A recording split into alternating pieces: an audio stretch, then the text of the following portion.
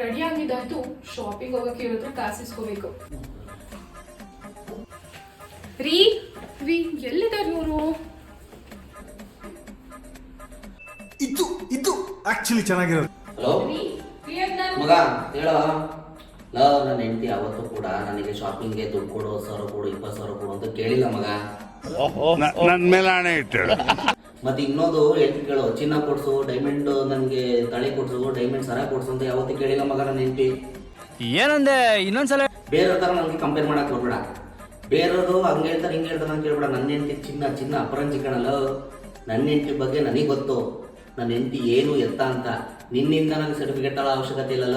ನನ್ನ ಹೆಂಡತಿ ಅದ್ಭುತ ಕಣಲ್ಲ, ಅದ್ಭುತ. ಅಣ್ಣ ಸಖತ್ ಆಕ್ಟಿಂಗ್ ಮಾಡ್ತಿದ್ದೆ ಕಣ. ಅದು ನಾನು ಆಚೆ ಹೋಗ್ತಿದ್ನಲ್ಲ, ಅದಕ್ಕೆ ನಿಮ್ಗೆ ಏನಾದ್ರು ಬೇಕಾ ಅಂತ ಕೇಳೋಣ ಅಂತ.